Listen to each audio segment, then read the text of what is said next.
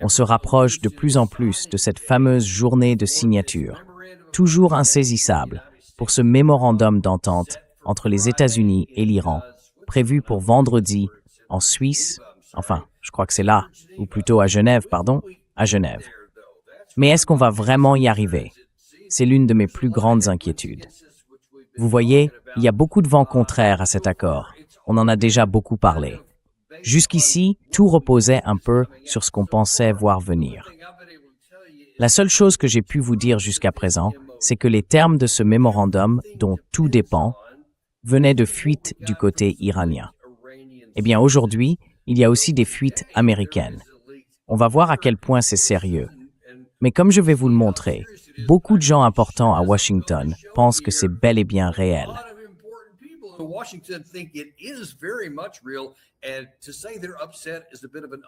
Et dire qu'ils sont mécontents, c'est un peu en dessous de la réalité.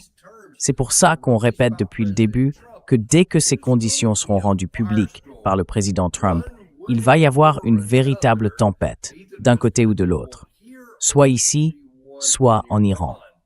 Mais on reste confronté au même problème dont je parle depuis le départ. Même sans parler du texte lui-même, les déclarations du côté iranien sur ce qu'ils disent avoir accepté et celles des États-Unis sur ce qu'ils disent avoir accepté sont toujours sur des planètes complètement différentes. Alors maintenant, la question, c'est quand le président Trump va publier tout ça, qu'est-ce qui va se passer ensuite? Je vais passer tout ça en revue comme on l'a fait avec le document iranien qui avait fuité. Cette fois, on va examiner le document américain qui a fuité.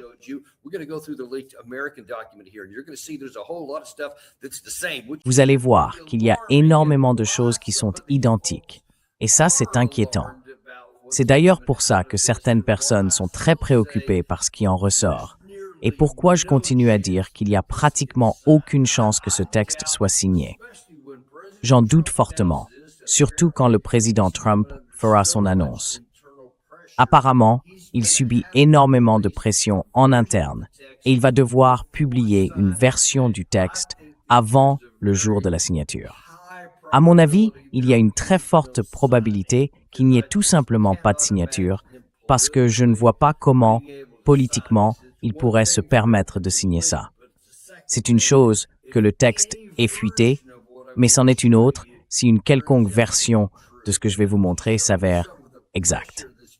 Et pour vous donner une idée de la pression qui pèse sur le président Trump, le voici, je crois que c'était avec le dirigeant syrien Al-Shara, en train d'aborder ce sujet.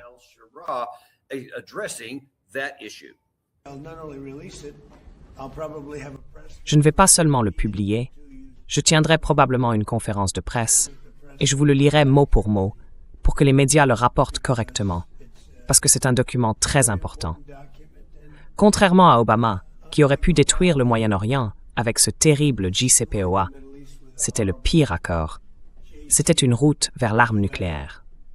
Le mien, c'est un mur contre l'arme nucléaire. Je veux dire, j'entends des gens dire « Mais on en avait déjà un. Lui, il a payé une fortune pour ça. Nous, on n'a rien payé. »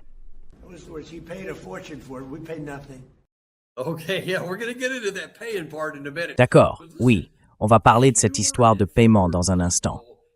Mais écoutez, il y a de moins en moins de gens, même dans l'entourage du président Trump, qui croient à ces absurdités.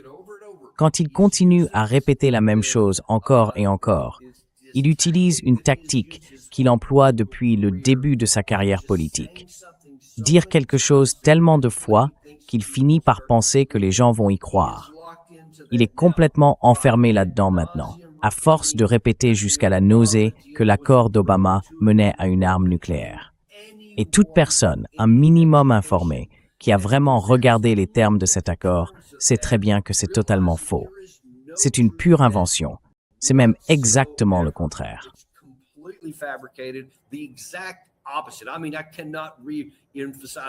Je veux dire, je ne peux pas assez insister sur à quel point la réalité est à l'opposé de ce qu'il ne cesse de répéter. Le problème pour nous, quand on essaye de remettre les choses en ordre, c'est qu'à force de le dire, il finit par y croire lui-même. Et là, le vrai souci, c'est qu'il peut se convaincre de n'importe quoi, même de ce qui est faux, et le dire avec une telle assurance qu'on pourrait le croire vrai. Alors, laissez-moi vous montrer ce que certains de ses partisans, enfin je vais vous montrer ce que Jess Waters de Fox News a dit hier soir dans son émission. Et on se demande, est-ce qu'il dit vraiment ce qu'il pense être les termes, ou est-ce qu'il essaye plutôt d'influencer le président Trump sur ce que ces termes devraient être? À vous de juger.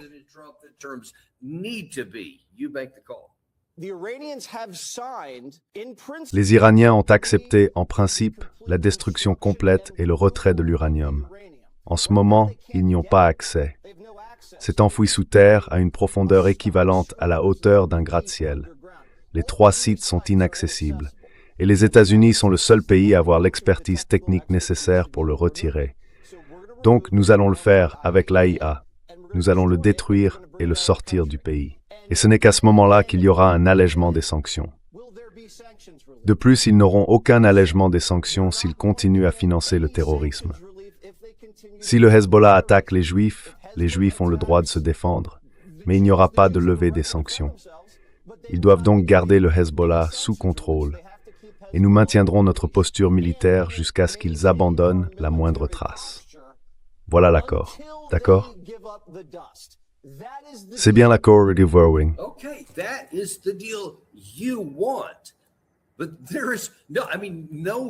Mais il n'y a aucune version, aucune version du tout. Rien que la partie iranienne est publiée. Rien que ce nouveau document que je vais vous montrer est publié. Et rien que quiconque est même dit.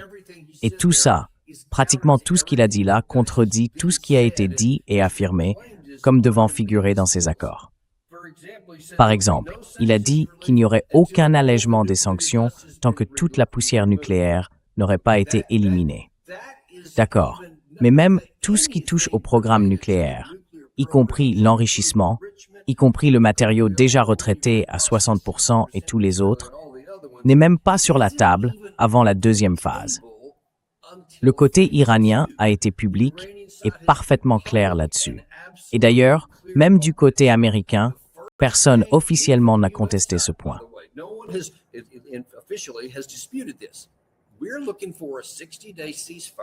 Nous cherchons à obtenir une trêve de 60 jours, avec un certain nombre de conditions et d'exigences posées dès le départ, pour pouvoir ensuite entamer cette période de 60 jours et négocier les questions plus complexes du programme nucléaire.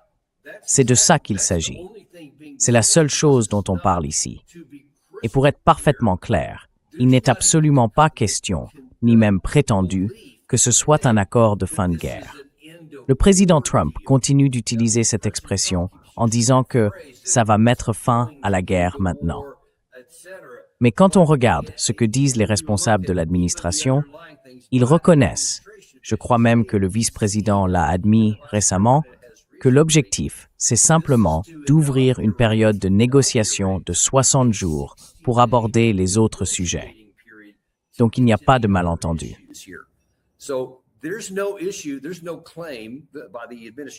L'administration n'a jamais dit que les éléments de la phase 2 devaient être terminés avant tout allègement des sanctions. Ensuite, il va encore plus loin. Et là, clairement, c'est lui qui exprime sa préférence, son souhait, ce désir maximaliste que beaucoup partagent aux États-Unis.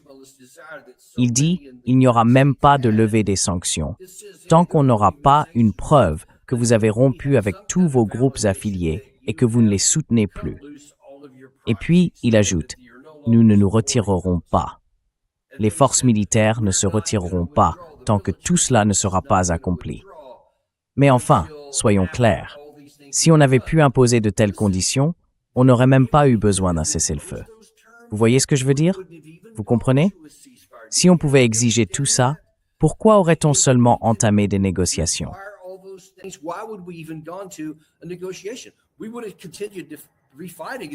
On aurait continué à affiner les choses en disant « Écoutez, si vous acceptez ces conditions, on s'arrête. » Mais sinon, on aurait continué à vous mettre la pression, parce qu'on aurait eu les moyens de le faire. Sauf que là, on ne les a pas. C'est pour ça qu'on doit avoir cet accord, tout simplement. C'est aussi pour ça qu'on a dû accepter le cessez-le-feu, parce qu'on ne pouvait pas faire autrement. Alors dire que voilà ce qu'il y a dans l'accord, c'est juste de la fiction. C'est Jess Waters qui dit ce qu'il aimerait que ce soit vrai, qui projette ses souhaits, en espérant que le président Trump entende ça et modifie l'accord. Mais le problème, c'est qu'il ne peut pas le modifier. Non seulement parce que les Iraniens ne l'accepteraient pas, mais aussi parce qu'on n'a tout simplement pas le rapport de force pour le faire.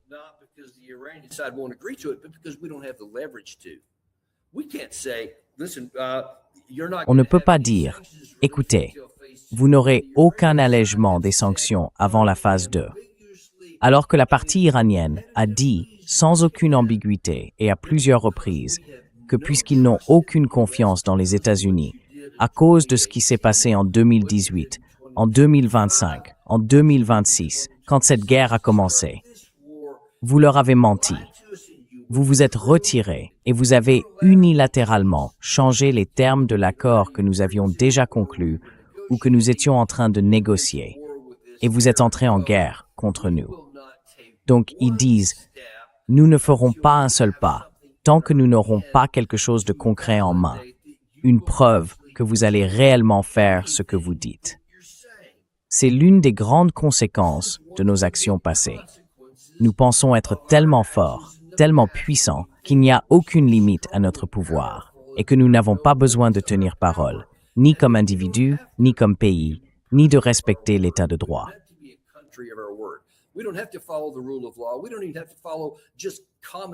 On n'a même plus besoin de suivre la simple décence, que ton oui soit un vrai oui et ton non un vrai non. Oublie tout ça. On fait juste ce qu'on veut, point. On dit ce qu'on veut et on élimine quiconque se met en travers de notre route. Voilà la réalité brute. Enfin, ça a été la réalité. Mais maintenant, l'Iran dit qu'il y a de nouvelles règles, qui ne vont plus continuer sur cette voie. Sauf que ce message-là, tout le monde ne l'a pas encore reçu. Cela dit, certains commencent à comprendre, et il y a de vraies sueurs froides chez les partisans les plus virulents de Trump. Je vais vous en montrer quelques exemples. Mais d'abord, parlons-en, parce qu'on va commencer avec Jack Keane. Lui, il est au courant de tout ça. Et quand il dit qu'il en a entendu parler, en fait, dans l'extrait qu'on va voir, il essaie d'en parler. Il a clairement vu ces nouvelles conditions, et ce qu'il voit ne lui plaît pas du tout.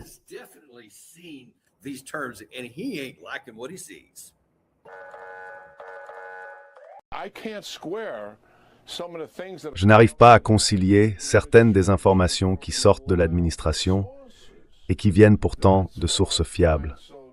C'est ça qui me trouble vraiment. Quand je l'ai entendu de la part des Iraniens, j'ai écarté ça d'un revers de main. Je me suis dit, bon, c'est encore les mêmes absurdités qu'on entend tout le temps. Mais quand j'entends, de la bouche de responsables de l'administration, certaines des choses dont vous avez parlé, et ce qu'il y a dans cet accord, là, ça n'a absolument aucun sens. C'est indéfendable. À mon avis, le président devrait simplement le rendre public, que tout le monde puisse voir de quoi il s'agit, et qu'on arrête enfin de débattre d'un texte que personne n'a vu.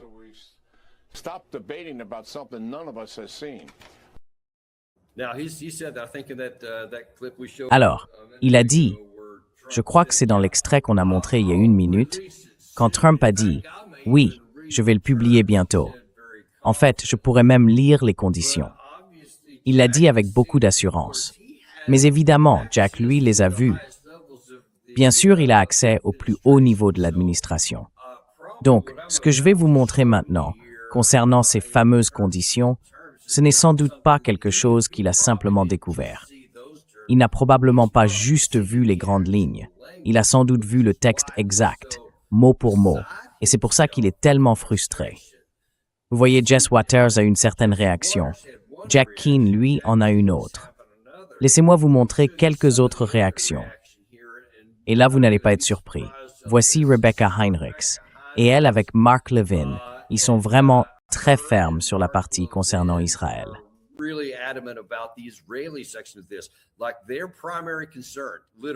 Leur principale préoccupation, vraiment leur préoccupation numéro 1, ce n'est pas les États-Unis. C'est ce qui arrive à Israël.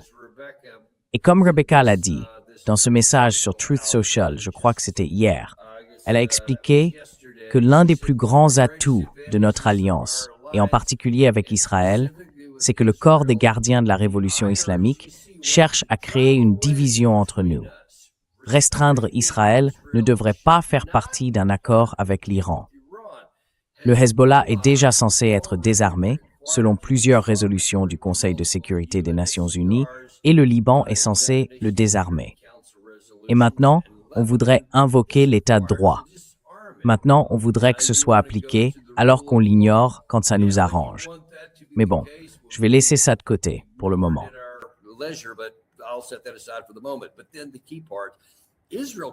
Mais voilà le point essentiel. Israël ne peut pas se permettre de ne pas se défendre.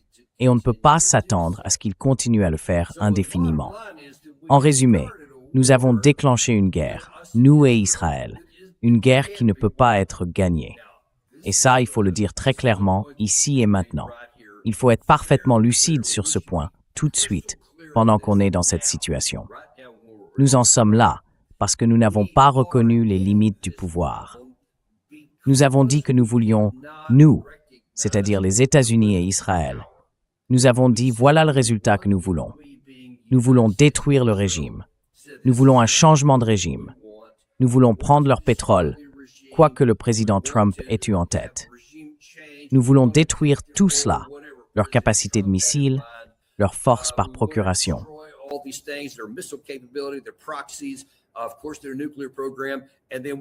Bien sûr, il y a leur programme nucléaire. Et puis, on voulait pouvoir décider, avoir le dernier mot. C'est ce qu'on voulait.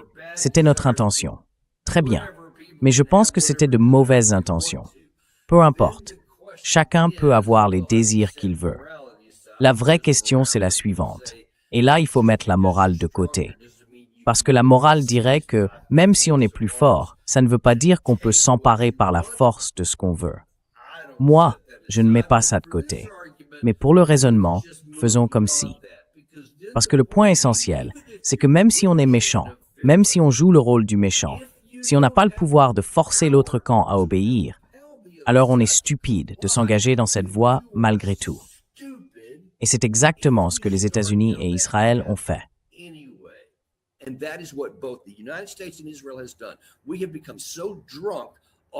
On est devenu complètement ivre de cette idée qu'on détient ce pouvoir. Et c'est pour ça, comme je te le disais tout à l'heure, que ça m'inquiète quand Trump répète quelque chose tellement de fois qu'il finit sans s'en rendre compte par se convaincre lui-même que c'est vrai alors que ça ne l'est pas.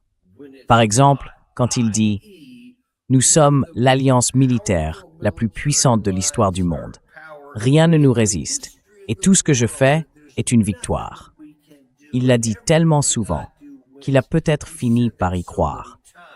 Et pourtant, même quand on lui a dit, et je le sais de sources sûres, parce que j'en ai parlé avec certains d'entre eux, quand les services de renseignement américains l'ont prévenu à l'avance que l'Iran allait s'emparer du détroit d'Ormuz et qu'on ne pourrait pas le reprendre, que même en éliminant leurs dirigeants, leur système ne s'effondrerait pas. Eh bien, il n'a pas voulu y croire.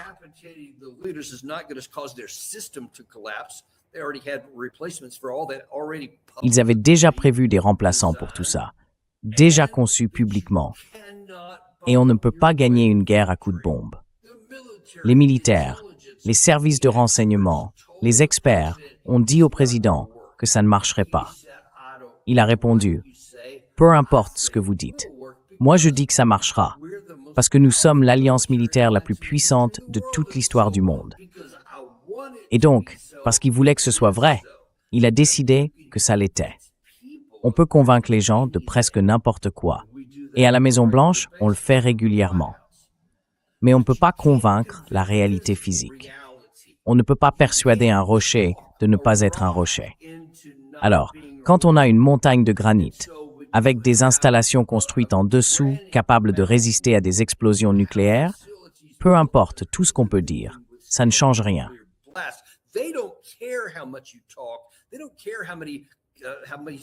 Ils s'en fichent du nombre de fois où vous répétez quelque chose pour essayer de le rendre vrai. Ça ne le devient pas. Et donc nous voilà. Nous nous sommes mis dans une situation dont on ne peut pas sortir par la force militaire. On ne peut pas vaincre cet ennemi sur ce terrain-là, avec cette mentalité, cette culture et tout le reste, avec une telle ampleur. Et on l'a prouvé, concrètement. Et maintenant, on s'énerve parce qu'on est obligé de reconnaître la réalité, de la regarder en face, peu importe la manière dont on essaie de la présenter. Et ça rend les gens complètement fous. C'était Rebecca Hendricks. Voyons maintenant quelques autres exemples.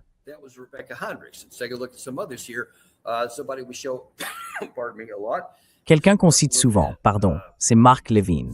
Excusez-moi une seconde, j'avais besoin de m'éclaircir la gorge. Mark Levin, il dit que cet accord avec l'Iran ne tiendra pas si le Hezbollah est protégé. En gros, il essaye encore une fois de balancer des arguments pour faire passer Trump pour le pire possible, en espérant qu'il changera d'avis. Israël ne pourra pas respecter un pacte suicidaire. Et c'est même pire que ça. Le peuple israélien ne l'acceptera pas. Le Premier ministre non plus. Et nous, on ne devrait pas l'accepter non plus. Bon, alors voilà le problème, mon frère Mark. Qu'est-ce que tu proposes comme alternative? Parce que, oui, on ne devrait pas l'accepter.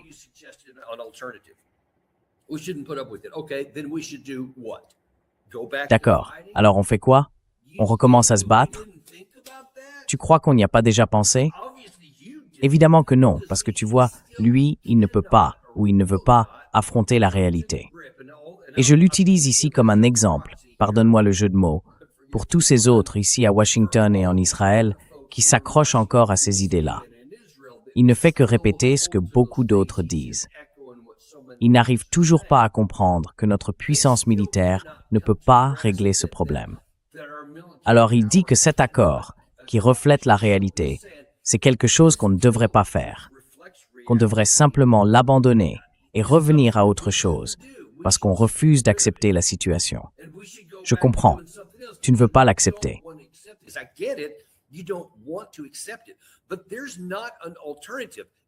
Mais il n'y a pas d'alternative. Même si on met la morale de côté. Même si vous êtes quelqu'un de mauvais, de cruel, et que vous avez la puissance militaire, si vous ne pouvez pas contraindre l'autre camp à cause de sa capacité de défense, de sa culture, de sa manière d'être, et simplement de sa taille par rapport aux ressources que vous pouvez mobiliser, alors ces ressources ne suffisent pas à atteindre votre objectif.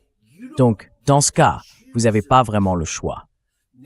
Et comme nous avons eu la folie de choisir cette voie auparavant, alors qu'il était évident qu'on n'allait pas y arriver, eh bien maintenant, on est coincé. À présent, soit vous continuez à ignorer la réalité, et si le président Trump vous écoute et qu'on reprend les opérations militaires, le coût sera infiniment plus lourd.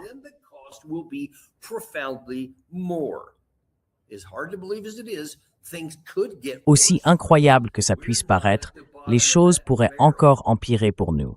On n'a pas touché le fond du baril. Alors quand on est dans un trou, on arrête de creuser, non? C'est ce qu'on dit d'habitude, mais c'est pourtant ce qu'il préconise. Et il n'est pas le seul. Regardez Mark Thiessen. Lui, il dit carrément, oui, éliminons-les tous, supprimons tous ceux qu'on n'aime pas. Il est totalement dépourvu de morale, et il l'assume publiquement, fièrement même.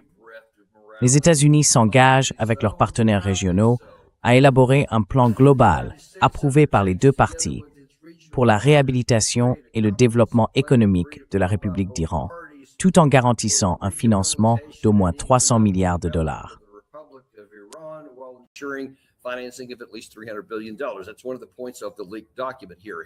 C'est justement l'un des points soulevés dans le document qui a fuité. Il a dit que si c'était vrai, ce serait absolument catastrophique. Alors, voyons un peu quels sont ces termes qui rendent tout le monde complètement fou. Je vais me concentrer sur ceux qui comptent vraiment, ceux qui ont le plus d'impact.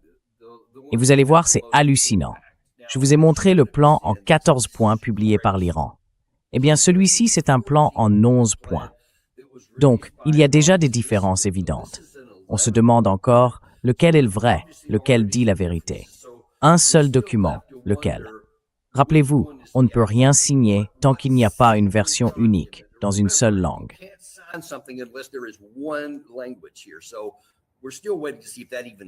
Donc, on attend toujours de voir si ça existe vraiment.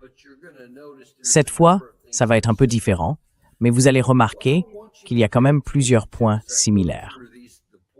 Ce que je veux que vous observiez pendant que je passe en revue les éléments qu'on a ici, il y a 4 extraits différents que j'ai sélectionnés, c'est que les passages surlignés en jaune indiquent ce que les États-Unis doivent faire.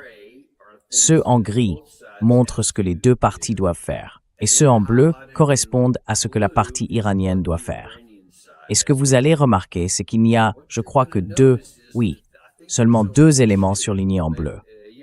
Sur 11 points au total, seulement 2 concernent ce que l'Iran doit faire.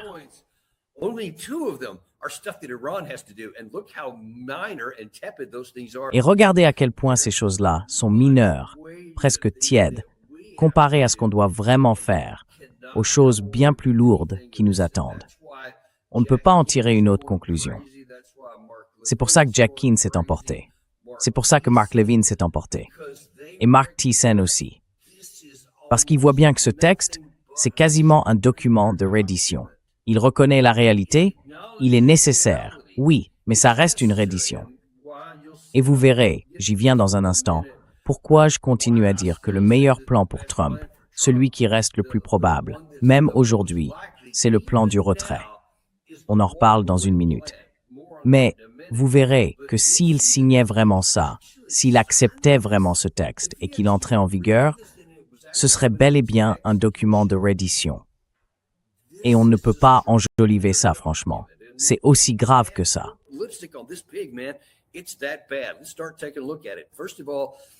Commençons à regarder ça de plus près. D'abord, point numéro 1. La République islamique d'Iran et les États-Unis, avec leurs alliés dans la guerre actuelle, déclarent, au moment de la signature de ce mémorandum, et d'ailleurs, c'est le gros titre qu'on a vu ce matin, c'est ce qui a fuité du côté occidental, la signature de ce protocole d'accord marque la fin immédiate et permanente de la guerre sur tous les fronts, y compris au Liban. Et ça, c'est un point clé. C'est pour ça que Rebecca Heinrichs et Mark Levin sont littéralement devenus fous, parce qu'ils placent les intérêts israéliens au-dessus de ceux des États-Unis. Et en disant qu'il faut en finir avec le front libanais. On va d'ailleurs en parler avec Doug McGregor cet après-midi, à midi.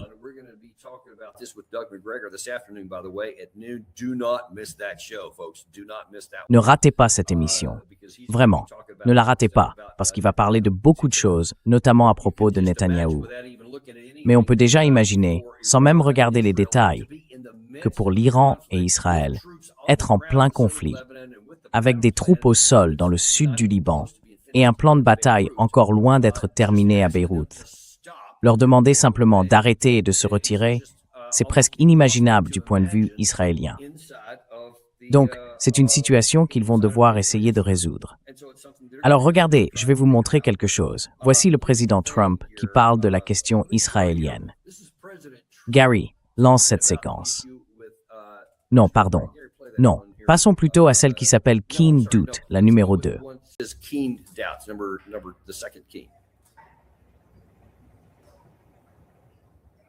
Daniel, on a déjà passé celle-là. On l'a déjà passée, celle-là?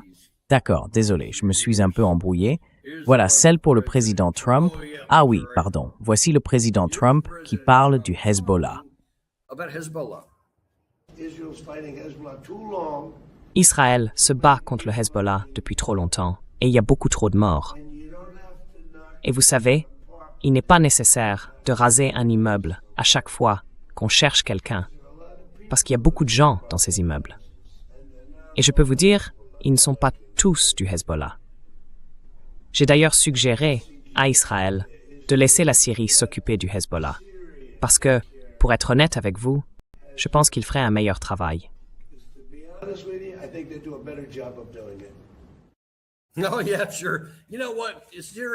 Ah oui, bien sûr. Vous savez quoi?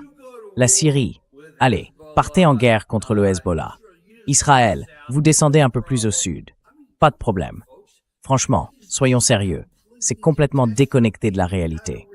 Si vous êtes pro-israélien ou si vous êtes israélien, je comprends que ça puisse vous mettre en colère. Parce qu'en gros, Trump dit « oui, partez, laissez tomber ». Mais on ne fait pas ça. Pas en pleine guerre. Ce serait incroyablement difficile, voire carrément impossible. Et ensuite changer complètement de ton pour dire « Vous savez quoi, ce serait même bien qu'un autre pays intervienne. C'est juste insensé.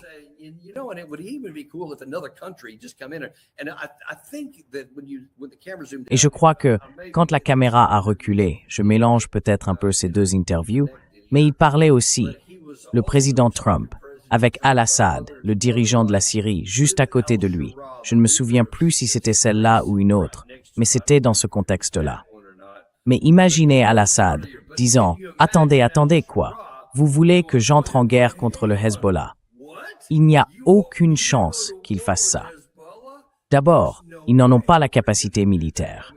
Et puis, pourquoi voudrait-il aller aider Israël et se battre à sa place, juste pour qu'Israël puisse ensuite rentrer chez lui?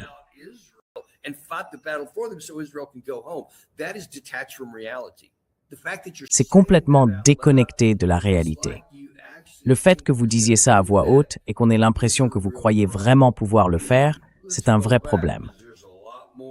Revenons un peu en arrière, parce qu'il y a encore beaucoup à dire. La République islamique d'Iran, c'est le point numéro 3, et les États-Unis s'engagent à négocier et à parvenir à un accord final dans un délai maximum de 60 jours. Le problème ici, c'est que ça fixe une période de 60 jours pour aborder les questions les plus difficiles. Dès la signature de ce protocole d'accord, les États-Unis lèveront le blocus contre l'Iran et rétabliront le trafic à pleine capacité dans un délai maximum de 30 jours.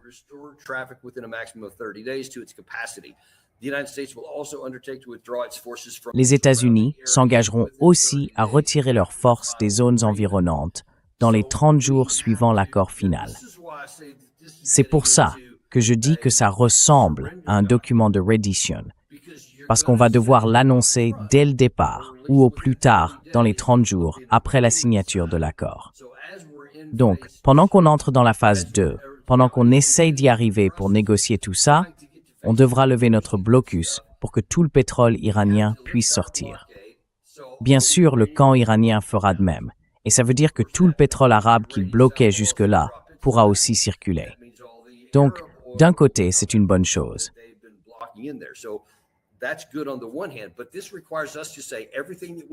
Mais pour ça, il faut qu'on dise clairement tout ce qu'on a fait. Tout ça. Souvenez-vous, on vous l'a déjà montré plusieurs fois. Au début, le président Trump disait que les gardiens de la révolution iranienne devaient se rendre ou faire face à une mort certaine, et qu'on allait se débarrasser du régime, qu'il y aurait un changement de régime. Il disait qu'on avait obtenu ce changement, qu'on avait gagné cette guerre. Vous vous souvenez de tout ça au début? Et maintenant, on en est là, à dire que si on arrive seulement à la phase 2, on va se retirer de la région. C'est pour ça que beaucoup de gens disent que ce document est un acte de reddition, parce que c'en est un. Vous pouvez lui donner le titre que vous voulez, le présenter comme vous voulez, mais sur le fond, si ces mesures sont appliquées, elles montrent clairement un tout autre résultat et une défaite militaire.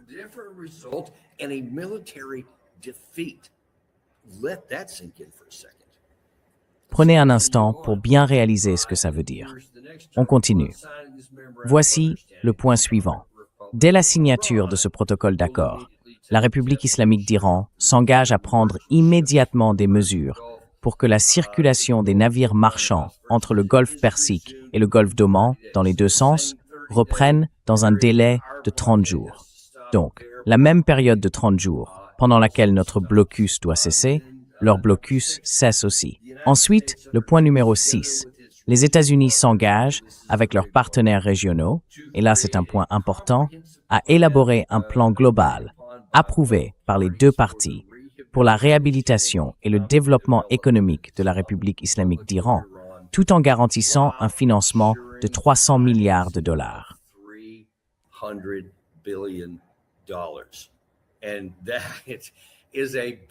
Et ça, c'est une pilule amère à avaler, parce que ça nous ramène à la Première Guerre mondiale, quand les Allemands ont dû payer des réparations de guerre. Seul le camp vaincu paie des réparations de guerre. Et si le président Trump a accepté ça, si c'est vrai, alors c'est la plus grande reconnaissance d'une défaite militaire, d'une défaite stratégique qu'on puisse imaginer. Et c'est aussi quelque chose que Jack Keane a reconnu. Gary a diffusé cet extrait. Keen chez Hannity. Voilà de quoi il parlait hier soir dans l'émission à propos de ce sujet. Here's what he was talking on Hannity last night about that topic.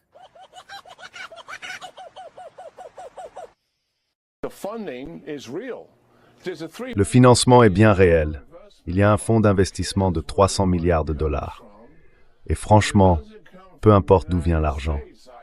S'il ne vient pas des États-Unis, je comprends. Bien sûr que non, il ne devrait pas. Mais il ne devrait venir de personne. Quand on a aidé l'Allemagne et le Japon à se relever, les nazis n'étaient plus aux commandes. Les impérialistes japonais non plus. Là, ce sont les Iraniens qui dirigent. Les tueurs et les voyous sont toujours aux manettes. On ne leur donne pas cet argent parce qu'on sait très bien ce qu'ils vont en faire. Ils vont récupérer tout ce qu'on leur a retiré. Alors, qu'ils viennent des Arabes, des Qataris ou d'ailleurs, qu'est-ce que ça change? Ils ne doivent pas l'avoir. Ils ne devraient pas en toucher un centime. C'est la réalité, tout simplement. Ils vont prendre cet argent et tout récupérer. Et tu le sais, Sean. Tu sais très bien qu'on ne peut pas faire confiance à ces gens-là.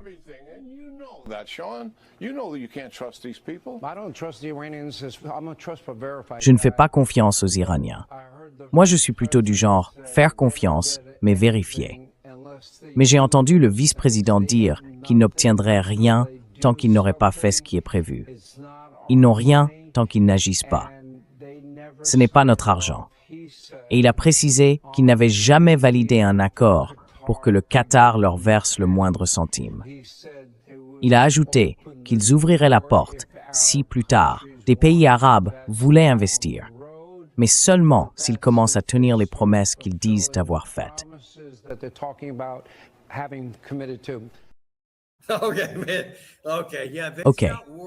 OK. Ouais, non, ça c'est pas des réparations de guerre, mec.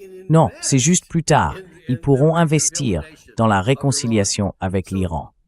Donc, soyons très clairs ici. Ce qu'il vient de dire, faut pas passer à côté, c'est qu'il essaie, encore une fois, de maquiller la réalité. Sauf que là, c'est plus un cochon, c'est carrément une carcasse. Parce que, pour qu'un pays du Golfe investisse en Iran, ça veut dire que le camp qui t'a attaqué et sur lequel tu as riposté, tu vas le reconstruire.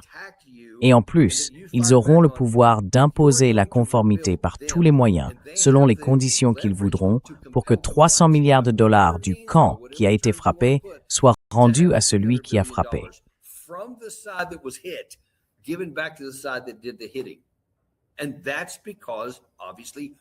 Et c'est parce que, évidemment, c'est nous qui avons allumé l'incendie.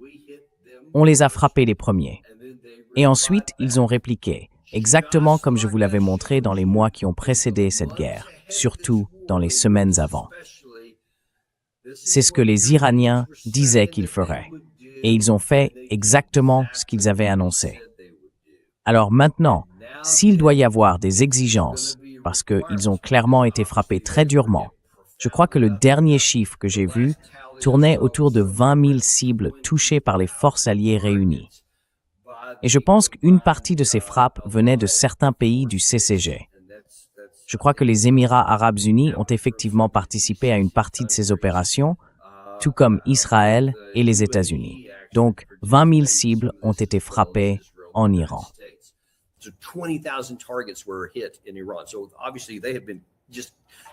Évidemment, ils ont été complètement dévastés, surtout sur le plan économique. Donc, ils disent, écoutez, on ne mettra pas fin à tout ça tant qu'on n'aura pas obtenu des réparations.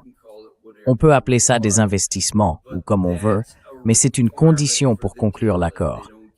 S'ils n'obtiennent pas ça, il n'y aura pas d'accord. Vous vous souvenez peut-être, quand on avait reçu le professeur Morandi juste après l'annonce du président Trump, il avait dit qu'un protocole d'accord avait été conclu.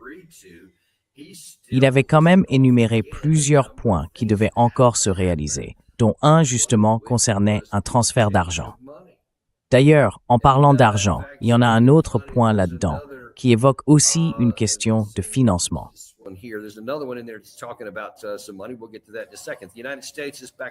On va y venir dans un instant. Les États-Unis, pour revenir au point numéro 7, s'engagent à mettre fin, selon un calendrier qui sera défini dans l'accord final, à tous les types de sanctions actuellement imposées à la République islamique d'Iran. Ça inclut les résolutions du Conseil de sécurité des Nations Unies, celles du Conseil des gouverneurs de l'Agence internationale de l'énergie atomique, ainsi que toutes les sanctions américaines unilatérales, qu'elles soient primaires ou secondaires. Et là, franchement, waouh, vous plaisantez. Toutes les sanctions, toutes les règles du Conseil de sécurité contre l'Iran, tout ça doit être annulé, complètement retiré. Même s'il n'y avait que ça dans cet accord, ce serait déjà une victoire énorme pour l'Iran.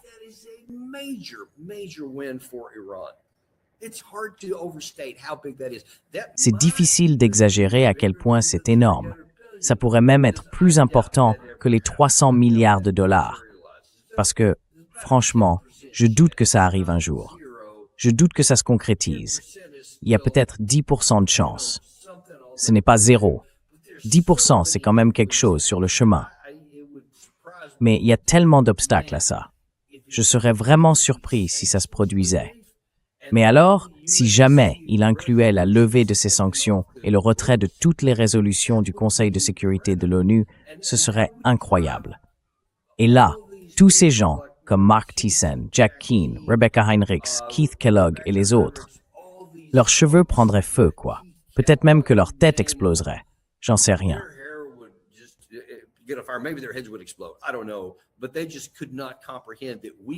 Mais ils n'arrivaient tout simplement pas à comprendre qu'on ait fait la guerre à l'Iran et qu'ils en soient sortis plus forts. Parce que, comprenez bien, même en dehors du plan militaire, sur le plan financier aussi, si à la fin de tout ça, ils se retrouvent dans une situation où toutes les règles du Conseil de sécurité de l'ONU sont levées, toutes les sanctions sont levées, et que leur régime est toujours en place, que les gardiens de la révolution existent encore, qu'ils ont toujours une marine, même si 158 navires ont été coulés. Eh bien, les navires qui comptent, ceux qui contrôlent le détroit, eux, sont toujours là, parfaitement opérationnels. Et leurs missiles longue portée aussi, ils sont toujours là. En fait, ils seront probablement plus gros et plus courts, parce qu'ils continuent d'en produire sous terre.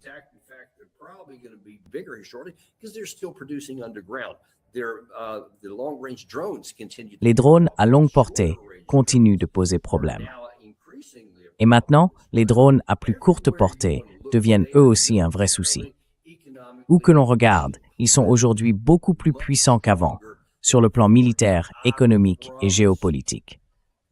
Et je vous le dis, une fois que la poussière sera retombée, si une version quelconque de tout ça se réalise, ou si l'Iran finit simplement par nous épuiser et qu'on essaye de revenir pour se battre à nouveau, juste pour prouver que le même scénario se reproduirait une deuxième fois, eh bien, leurs valeurs et le respect qu'ils inspirent dans le monde vont exploser, tandis que les nôtres vont s'effondrer. Voilà ce qu'on a gagné en lançant une guerre qu'on n'aurait jamais dû mener. Franchement, il faut qu'on garde ça bien en tête.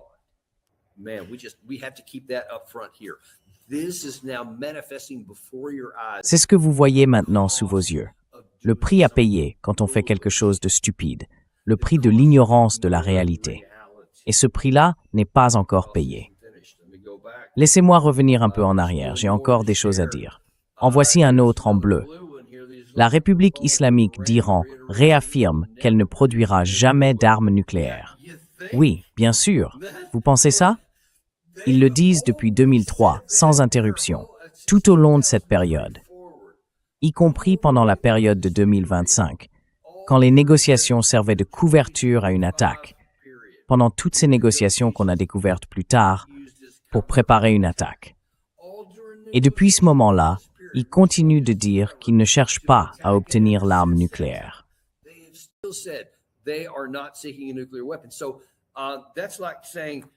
Donc c'est un peu comme dire, écoute, j'ai besoin que tu déclares que tu tiens un surligneur jaune. D'accord, je déclare que je tiens un surligneur jaune. Ça ne coûte littéralement rien. Donc j'ai cette ligne en bleu. C'est l'une des deux grandes choses que l'Iran est censé faire. Et pourtant, ce n'est même pas un vrai sujet parce qu'ils l'ont déjà fait. Donc ça ne leur coûte absolument rien. Ils peuvent déclarer ce qu'ils veulent toute la journée. C'est l'un des rares points de cette liste. Mais il y en a d'autres, plus importants. En voici un. Celui-là est en gris. C'est ce que les deux parties sont censées faire. Numéro 9. So this is what both sides are expected to do. And number 9, the Islamic Republic of Iran and the United States. La République islamique d'Iran et les États-Unis sont d'accord pour dire que dans l'attente d'un accord final, ils vont maintenir le statu quo. Autrement dit, même après la signature de l'accord final, une fois passée la période de 60 jours pour régler les derniers détails, l'Iran gardera le statu quo dans son programme nucléaire. Et les États-Unis ne vont pas imposer de nouvelles sanctions à l'Iran, ni renforcer leurs forces dans la région. Donc, on n'enverra pas de troupes supplémentaires, et eux, ils ne changeront pas le statu quo. C'est bien. Mais en réalité, j'aurais pu classer ça en jaune, parce que ça suppose que les États-Unis ne mettent pas de nouvelles sanctions contre l'Iran, et que l'Iran, de son côté, puisse continuer à faire ce qu'il veut. Donc en fait, c'est encore quelque chose qui relève seulement de la catégorie jaune. Mais comme les deux parties sont concernées, j'ai dû le placer là.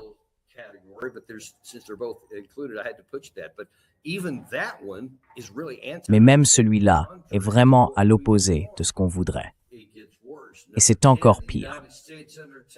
Le point numéro 10. Les États-Unis s'engagent à ce qu'immédiatement après la signature de ce protocole d'accord et jusqu'à la levée des sanctions, le département du Trésor américain accorde des dérogations pour les exportations de pétrole brut iranien, de produits pétrochimiques, de leurs dérivés, ainsi que pour les services liés au pétrole, y compris la banque, l'assurance, le transport, et ainsi de suite. Encore une fois, les États-Unis s'engagent à le faire immédiatement après la signature. Donc, même si certaines sanctions, on n'en imposera pas de nouvelles, et que d'autres ne seront levées qu'à la toute fin, il y aura tout de suite un effet sur le secteur énergétique et les infrastructures.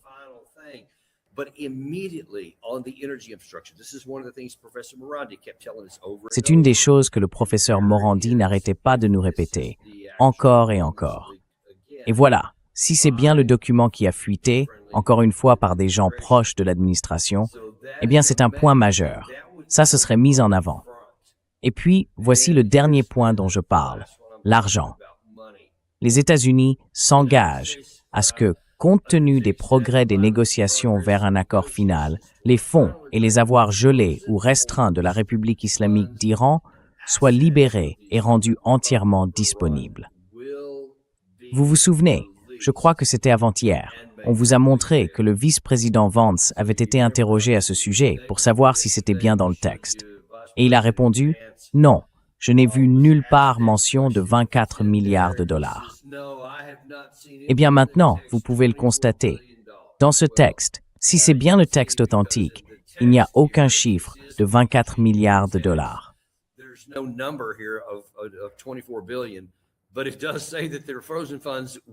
Mais il est bien précisé que leurs fonds gelés seront débloqués et rendus entièrement disponibles.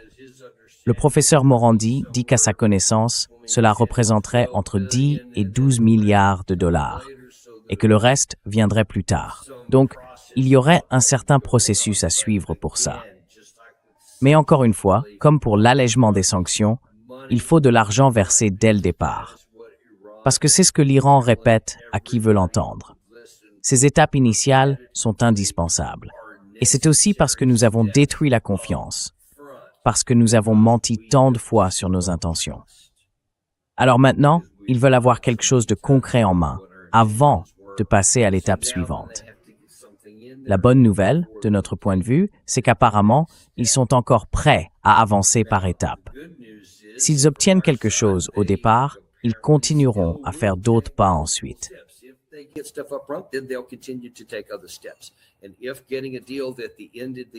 Et si on arrivait à un accord qui mette fin au programme nucléaire à notre satisfaction, apparemment, l'Iran serait prêt à le faire. Ils sont disposés à négocier dans cette direction, tant que, enfin, je n'ai rien vu à ce sujet dans le document. L'une des différences, c'est que la partie iranienne disait que leur accord prévoyait que les États-Unis, ou plutôt, garderaient le contrôle du détroit d'Ormuz. C'était un des points essentiels de leur proposition. Dans celle-ci, rien n'est mentionné sur le contrôle du détroit d'Ormuz. Donc ça reste à voir. C'est l'une des rares vraies différences majeures entre les 14 points iraniens qui ont fuité et les 11 points américains qui ont été publiés. C'est aussi quelque chose que le président Trump doit expliquer. Mais il reste encore juste quelques points à aborder. But just a couple of finding parts here. Listen, nothing in this at all. Écoutez, il n'y a absolument rien là-dedans sur les forces par procuration. Rien non plus sur un quelconque retrait d'autres zones du côté iranien. Donc si on prend tout ça ensemble, c'est à peu près 90% dans le sens de ce que veulent les Iraniens. Et les 10% restants, même ces 10%, c'est juste le fait que leur propre camp accepte ce qu'ils avaient déjà dit. Toute la question du détroit d'Ormuz, on verra bien comment ça va se passer. Mais laissez-moi vous dire, et c'est peut-être encore une fois une situation très claire, si les termes que le président Trump va lire à la presse, comme il l'a dit il y a une minute, ne sont pas synonymes, identiques, lettre pour lettre, à ce que dit la partie iranienne, voilà ce que nous avons signé. Alors là, il va y avoir un problème.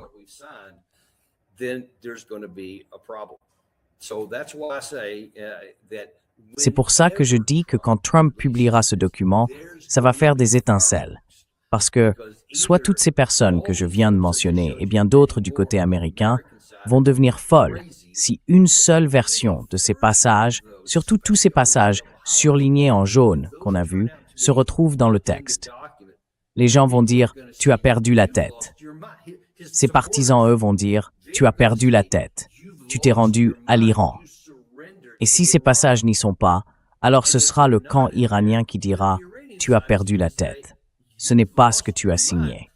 Et une fois de plus, tu as violé les usages diplomatiques tout en nous mentant. Ce n'est pas ce qu'on avait convenu.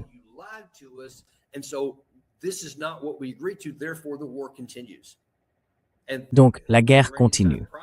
Et du côté iranien, ils ne vont sans doute pas la relancer, mais ils garderont le contrôle de leur partie du blocus.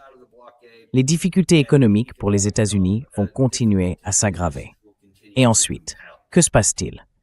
Le président Trump se retrouvera dans une position, et là, que fait-on? On revient en arrière et on cède à nouveau? On finit par accepter ces conditions? On écoute les Martinson et les Jack Teen, et on retourne voir Actifati pour aggraver encore la situation pour nous. Vous voyez, il s'est enfermé dans un cercle incroyable. Il ne peut plus en sortir, parce qu'il a tout fait pour conclure cet accord le jour de son anniversaire, juste pour pouvoir le fêter. Vous vous souvenez de ce message que j'avais posté sur Truth Social, où je disais qu'il était le plus grand président de tous les temps?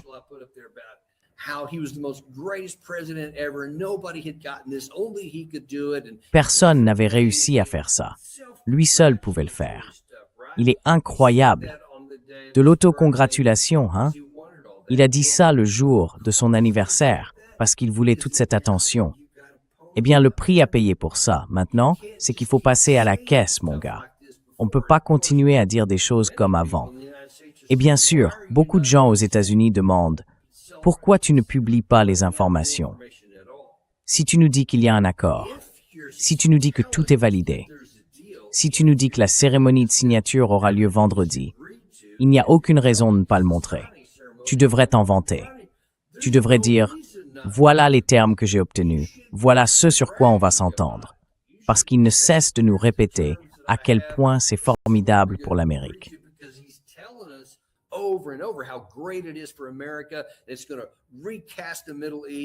Ça va redessiner le Moyen-Orient, ça va être encore plus grand à l'avenir, et tout ce genre de choses. Très bien, alors qu'il publie les informations. Mais il ne le fait pas. Et je pense qu'on comprend pourquoi. À mon avis, il y a une raison pour laquelle cette liste de termes a fuité. C'est parce qu'il y a dans son administration des gens proches de lui qui le détestent et qui veulent que ça sorte pour que ça paraisse le plus mauvais possible, afin qu'il ne signe pas vendredi. Je pense que c'est le scénario le plus probable. On a déjà vu beaucoup de choses de ce genre, ici à Washington ces dernières années, et surtout depuis que Trump est revenu au pouvoir, dans le renseignement, dans l'armée, et maintenant avec ce câble diplomatique. Donc on verra bien comment tout ça va se terminer. Mais bon, il y a encore beaucoup à dire sur le sujet.